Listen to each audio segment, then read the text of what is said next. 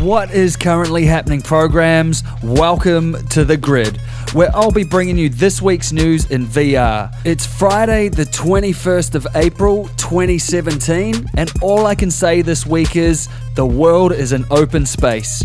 We've got Facebook's social VR app Spaces, Google Earth VR on the Rift, Rick and Morty in virtual Rickality, Palmer's return, the latest in 360 cameras, and much more. Today, I'm going to cover off the main events to keep you in the loop. So stay locked, crush that like button, enjoy, and welcome to The Grid. What is currently happening, YouTube? Facepalm here, your friend in Oz and NZ, bringing you reviews, tutorials, and game clips, minus the shit.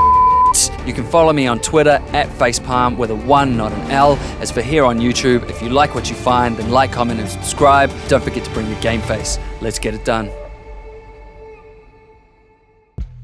First up, Facebook held its F8 Developers Conference, totally not related, in San Jose, California this week. And among the announcements during the event was the release of its social VR app, Spaces.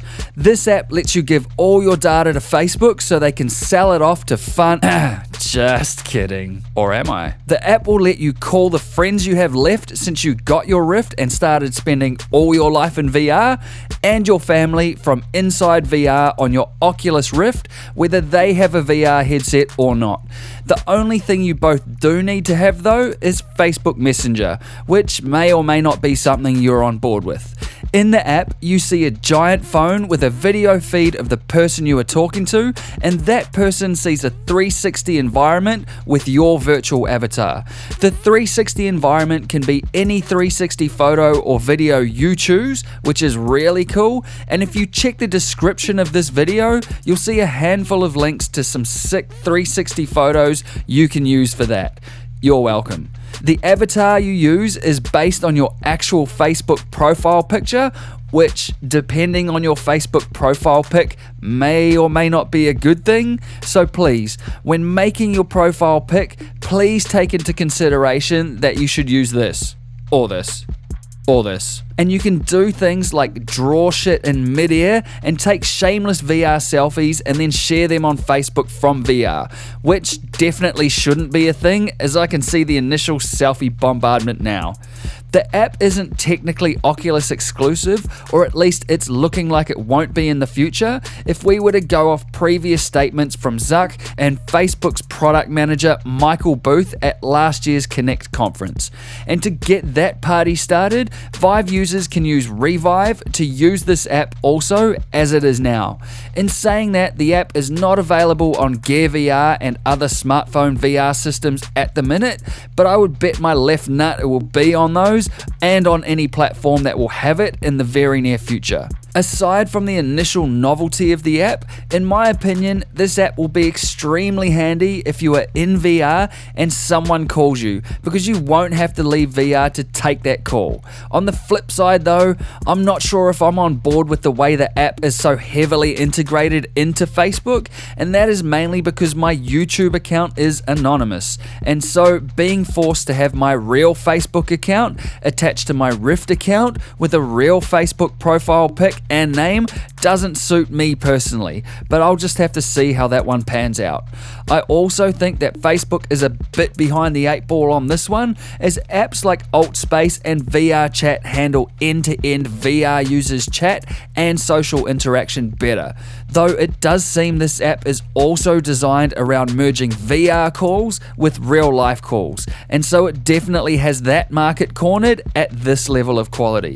The Facebook Spaces app released in beta and is up now on the Oculus Store for free, so if you want to get your endless selfie on, then don't add me on Facebook because I don't want a bar of it. If however you want to chat, then get at me. Google Earth VR was also released this week on the Oculus Rift. Well, officially anyways.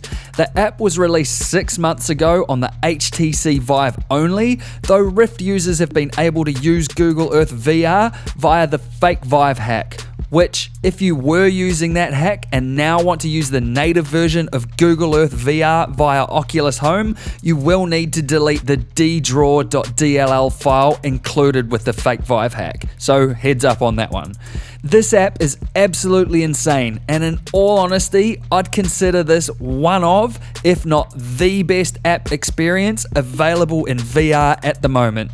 It lets you visit places all over the world, fly over cities, stand on mountaintops, or soak up stunning vistas in VR. And one really cool thing you can do personally, if you like, is visit locations from your own actual childhood and soak up the bombardment of feels and memories that come with that.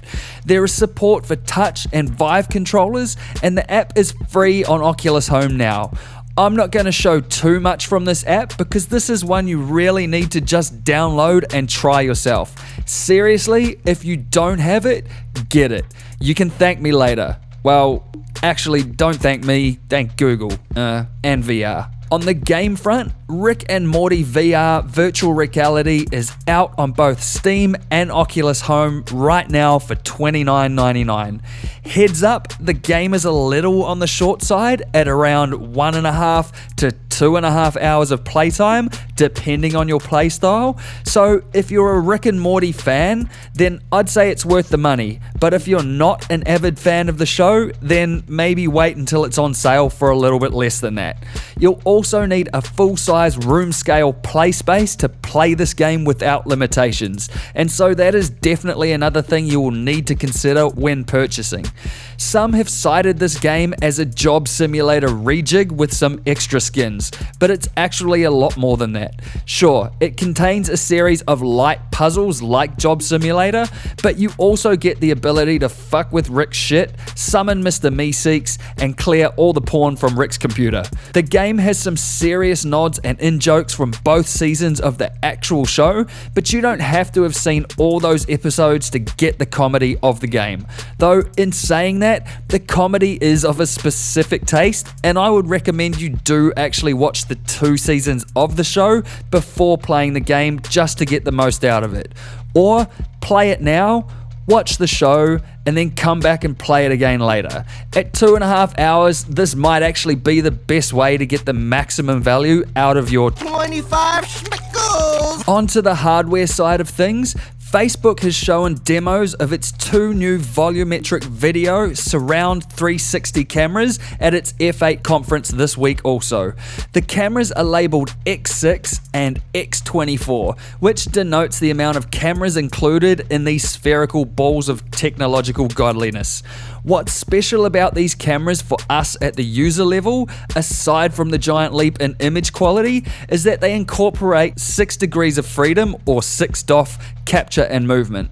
This means that you can actually lean forward and back inside a picture or video you take, as opposed to just being able to turn left, right, and look up and down.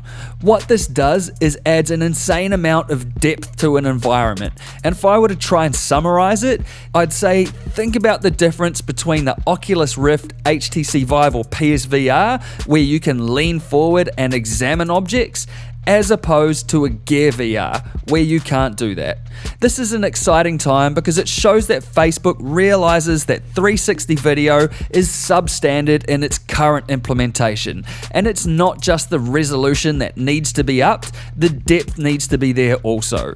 And related to this, though on the software side of things, Facebook has also announced a 360 capture SDK, which lets game developers include a 360-degree capture option in their software.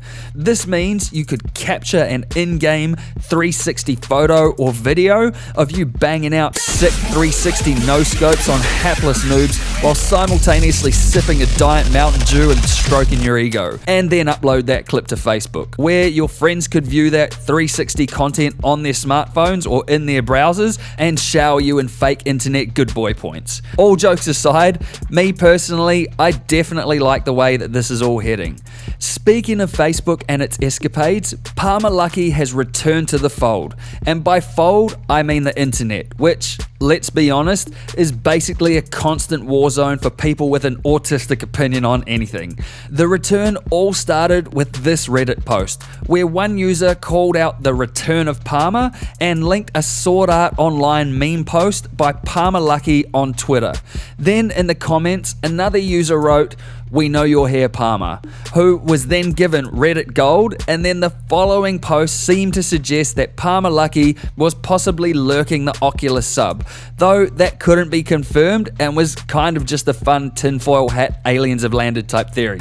What did confirm Palmer's return to Reddit was a post by the man himself this morning stating simply, "I'm back," which my sources working tirelessly around the clock means in internet speak, I'm back. Well, I for one am glad he's back, as regardless of your stance on the man, not having him engaging with the VR community has kind of felt a bit empty for some reason, and it's been like living at someone else's house and eating all of their food while they're away.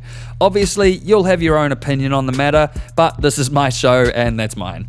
Oh, and Haney555 called him insufferable, which is funny if you know the context. Speaking of Twitter posts, Jason Rubin has posted on Twitter that he has finished his full playthrough of the final Wilson's Heart, and that it contains some of the most immersive, fleshed out environments he's ever seen, which is really exciting because I am keen for this game.